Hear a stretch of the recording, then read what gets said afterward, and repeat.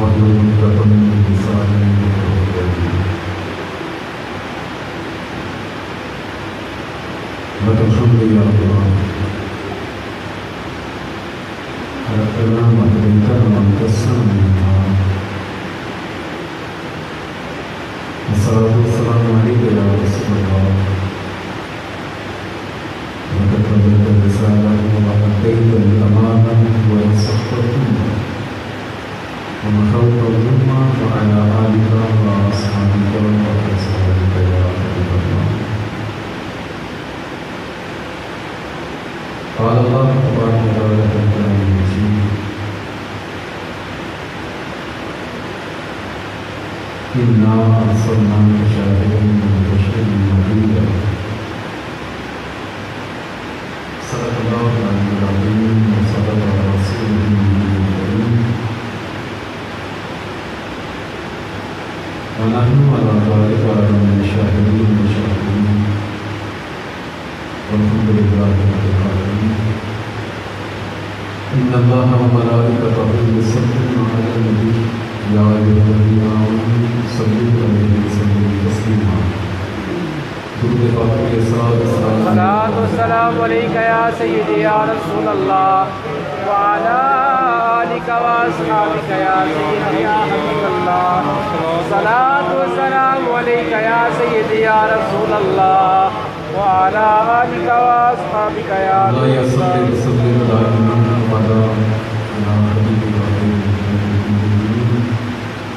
من الزمن الشديد المعاصرين وجوهر السجود والتسليم يا ربي بالمصطفى طهر مواصلنا واغفر لنا ما قضى وصل الكرامين. اللہ جل جلالہ وعظم نواله وعظم ذکره وعظم برهانه وعجل شأنه بثناء اور صدر کائنات زین شرف کائنات قائد المرسلین خاتم النبیین احمد مصطفیٰ جناب محمد مصطفیٰ صلی اللہ علیہ وآلہ وسلم کی بارگاہ رسول علیہ السلام استغفر اللہ کریم کی بارگاہ میں دعا ہے کہ ہم سب کو قرآن و رسول کی سنت عطا فرمائے. آمین. سامعین محترم، آج کے درس کا موضوع ہے دیدار رسول اور اس کے اثرات. سبحان اللہ. اللہ عز و جل ہم سب کو دیدار سے دیدار پاک کو توفیق عطا فرمائے. آمین. پوری کائنات میں جہاں جہاں کوئی مومن رہتا ہے جس کے سینے میں بھی ایمان کی رتی موجود ہے، ہر ایک کی دلی تمنا رہائش ہوتی ہے کہ اللہ عز و جل اس مومن کو، اس بندے کو اپنے حبیب کا دیدار عطا فرمائے. آمین. نبی پاک صلی اللہ علیہ وسلم کا دیدار اور مومن کی معراج ہے. سبحان اللہ. دل میں یہ بات آ سکتی ہے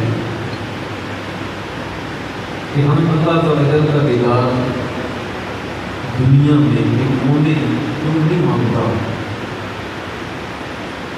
اس کا جواب یہ ہے کہ رب کا دیدار دنیا میں جسم کی آنکھ کے ساتھ ممکن ہی نہیں، سوائے سرکار والوں صلی اللہ علیہ وسلم کو جو اللہ تعالیٰ نے اپنا دیدار کرتا ہے. سبحان اللہ. سبحان اللہ. اب آقا کریم صلی اللہ علیہ وسلم کا دیدار پاک ہم کیوں مانگتے ہیں؟ اس کا جواب تفسیر سلمی ہے.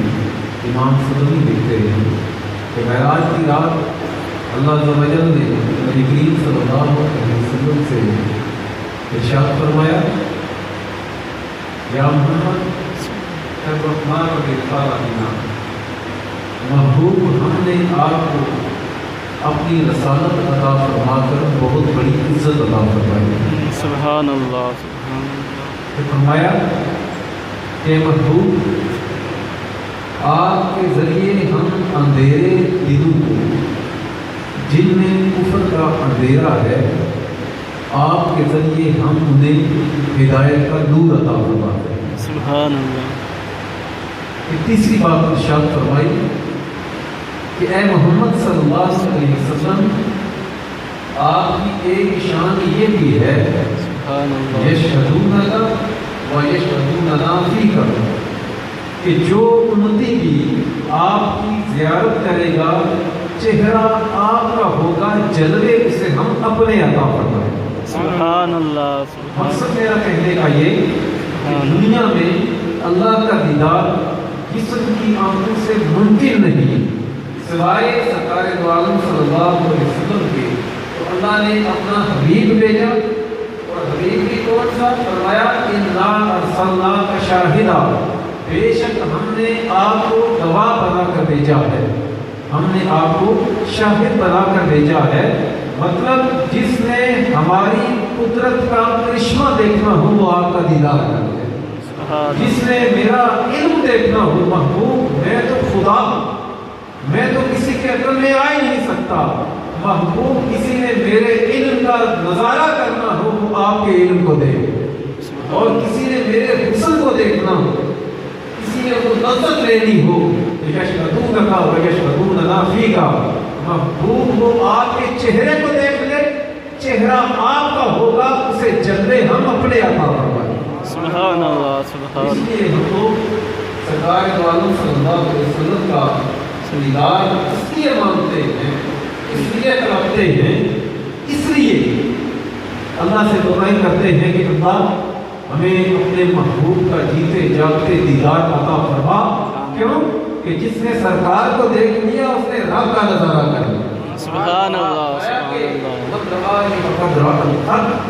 جس نے میری زیارت کی، جس نے میری رؤیت کی، جس نے آنکھوں سے مجھے دیکھ لیا، وہ یہی سمجھے کہ اس نے رب کے جلوے کر لیے۔ سبحان اللہ۔ ایسا نہیں کہ سرکار دو عالم صلی اللہ علیہ وسلم یعنی مخلوق اور خالق ایک ہو گئے، ایسا نہیں، کوئی ایسا مانے تو شرک۔ مطلب رب کون ہے؟ اللہ کون؟ اللہ وہ ہے جو جسم سے پاک، جو روح سے پاک، جو یہاں وہاں دائیں بائیں اوپر نیچے ہونے سے پاک، اللہ عز و جل جگہ سے پاک، وہ چہرے سے پاک، اس کا حسن کیسا کوئی سمجھا ہی نہیں سکتا۔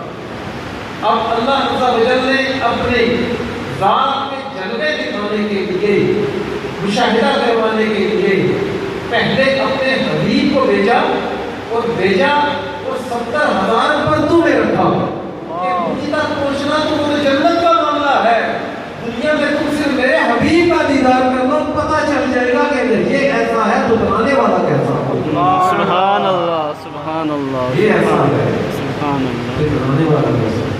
اور سرکار دو عالم صلی اللہ علیہ وسلم کے دیدار کا یہ جو طلب تھی، طلب تھی، صوفیاء نے لکھا کہ ہر پیغمبر جو دنیا میں تشریف لایا، ہر ایک پیغمبر کے دل میں ایک دعا تھی، ایک بات تھی، اور وہ تھی کیا کہ اللہ جس حبیب کو تم نے دنیا میں آخر میں بھیجنا ہے، اللہ ایک مرتبہ تم اس کا ہمیں دیدار عطا فرما۔ سبحان اللہ۔ صلی اللہ علیہ وسلم بیت المقدس سے تشریف لے گئے معراج کی رات، آپ نے سنا ہوگا تمام انبیاء کی روحیں بیت المقدس میں اکٹھی ہوئی، پوری کائنات میں جب سے بنی ہے، اس کے بننے سے بھی پہلے 2 مرتبہ، ایک بننے سے پہلے اور ایک بننے کے بعد 2 مرتبہ انبیاء کی روح کا اجتماع ہوا۔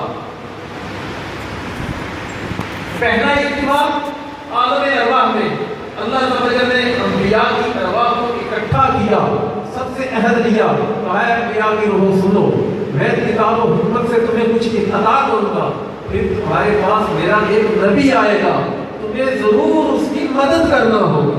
سبحان اللہ۔ انبیاء کی روح نے اقرار کیا تو اللہ تعالی نے ارشاد فرمایا کہ تمہیں اس پر میرا بھاری ذمہ، یعنی یہ وعدہ یہ تمہیں قبول کرنا پڑے گا اور اس پر عمل کرنا پڑے گا۔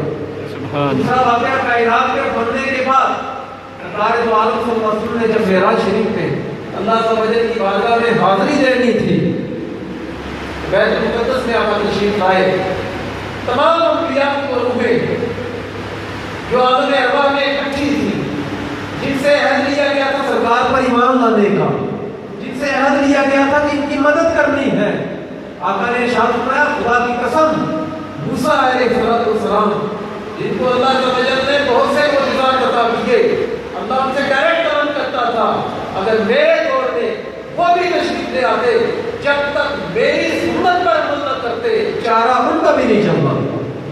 تو وہیں انہیں بیت المقدس میں اکٹھی ہوئی، سرکار کا صرف دیدار ہی نہیں کیا، آقا کا قصیدہ ہی نہیں پڑھا، بلکہ سب سے بڑھ کر یہ کہ انبیاء کو اللہ سمجھ نے اپنے حبیب کا دیدار دنیا میں عطا فرمایا۔ سبحان اللہ۔ یہ نماز پڑھنے کی کوئی کروا، آقا کا دیدار اتنا قیمتی، اتنا بے بدل، اتنا نایاب، اتنی اہمیت اس کی کہ انبیاء نے دنیا میں باقی جو دعائیں کی وہ کی، لیکن رب سے یہ جو بات خاص طور پر عرض کیا اللہ ہمیں کیا عطا فرما، نبی آخر الزمان کا دیدار ہمیں عطا فرما۔ سبحان اللہ۔ اتنا قیمتی آدم علیہ السلام جب رب کی بارگاہ میں جب حضرت حوا رضی اللہ عنہ کے ساتھ آپ کا ملاپ ہوا اور آقا کریم صلی اللہ علیہ وسلم کا نور مبارک حوا میں منتقل ہوا تو آپ نے دیکھا کہ فرشتے ان کا طواف کرتے ہیں۔ رب کی بارگاہ میں عرض کیا اللہ کہ فرشتے پہلے میرے دائیں میں گھومتے تھے اور ابھی یہ حوا کے گرد گھومتے اور تیری تصویر بیان کرتے ہیں، اللہ اس کی وجہ کیا ہے؟ تو ارشاد فرمایا کہ آدم تیری پشت میں جو نور تھا وہ نور اب حوا کے پیٹ میں منتقل ہو چکا ہے۔ سبحان اللہ۔ اس حوا کو ہم نے محمد صلی اللہ علیہ وسلم کے نور کی بدولت عزت عطا فرمائی، اور یہ جو تصویر بیان کرتے ہیں گویا وہ میرا شکر ادا کر رہے ہیں کہ مولا تو نے ہمیں اس نور کا طواف کرنے کی اجازت گویا عطا فرمائی۔ سبحان اللہ۔ میں دیکھنا چاہتا ہوں ایک روایت ہے کہ شہادت کی ہوئی اس کے ناخن میں، اور ایک یہ ہے کہ دونوں ہاتھ جو ہیں ان کے انگوٹھوں کے ناخن میں اللہ نے وہ نور ظاہر فرمایا۔ آدم علیہ السلام نے سرکار کے نور کا دیدار کیا اور محبت سے نور کو چوما اور آنکھوں کے ساتھ لگا دیا۔ آج ہم نے سرکار والے سے اس کا نام آتا ہے محمد صلی اللہ علیہ وسلم، آنکھوں کو لگاتے ہیں کہ اصل میں حضرت آدم علیہ السلام کی ہم سنت کو ادا کرتے ہیں۔ تو آقا کا دیدار اتنا قیمتی، سرکار عالم صلی اللہ علیہ وسلم کے صحابہ ان کی زندگی کا محور و مرکز، ان کی زندگی کی خواہش کیا ہوتی؟ ان کی زندگی کی خواہش یہ ہوتی کہ آقا کا قرب اللہ عطا فرمائے اور سرکار کی چہرہ انور کی وہ زیارت کرتے رہے۔ سبحان اللہ۔ آپ یہاں سے اندازہ کریں کہ علامہ رضی اللہ نے بات کی تھی کہ صحابہ کرام مسجد نبوی شریف میں نماز پڑھنے کے لیے آتے تھے، حالانکہ اس دور میں تقریباً 12 مساجد تھی مدینہ شریف میں جہاں پر جماعت ہوا تھا۔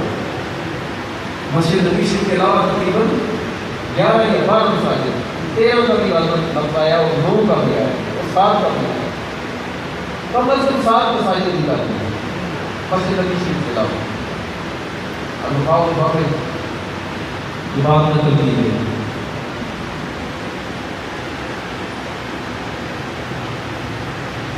صحابہ کرام مسجد نبوی شریف میں آتے نماز ادا کرتے ہیں۔ اعلیٰ حضرت فرماتے ہیں کہ ہر صحابی کی یہ کوشش ہوتی کہ جب صف بنے تو وہ صف کی دائیں طرف بیٹھے،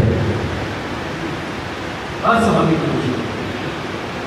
نماز فرض کی جماعت کے بعد امام کے لیے یہ سنت ہے، سنت مستحبہ، 3 چیزیں۔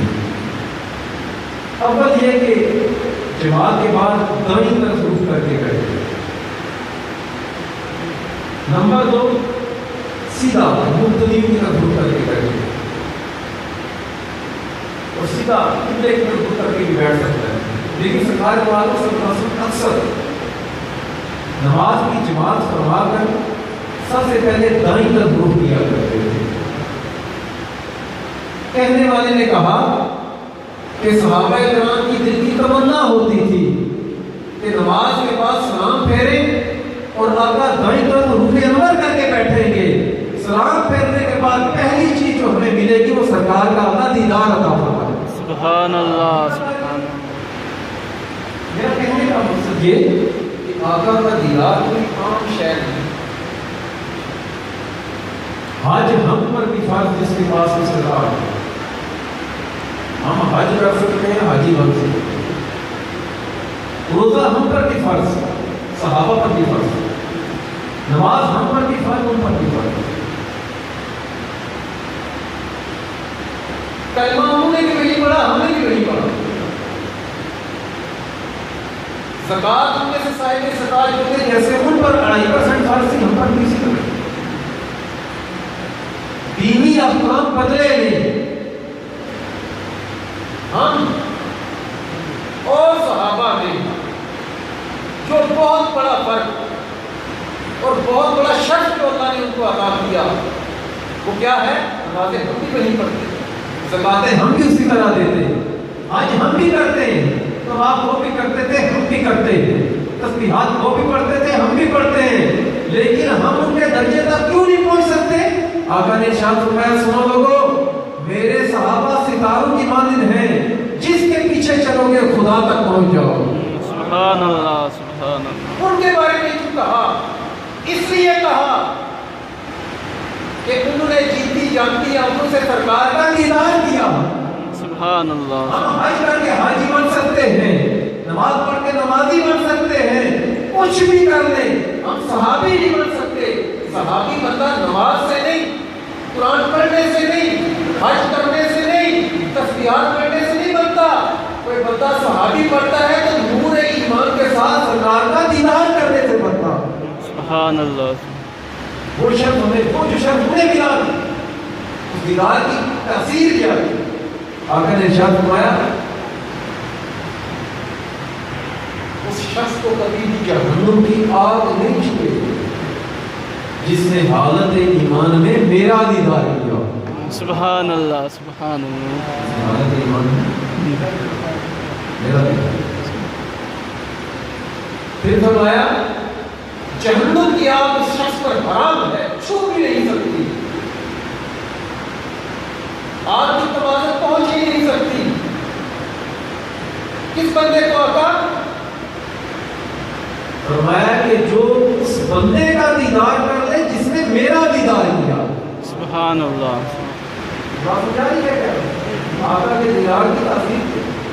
فرمایا کہ جس نے میری زیارت کی اس کو جہنم کی آگ نہیں چھوئے گی, اور جس نے اس کی زیارت کی, جس نے میری زیارت کی ہے, اس کو بھی کبھی جہنم کی آگ نہیں چھوئے گی. سبحان اللہ, سبحان اللہ. سرکار والوں سے صحابہ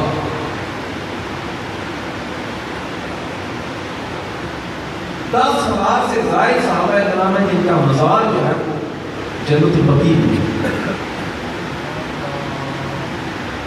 10,000 سے.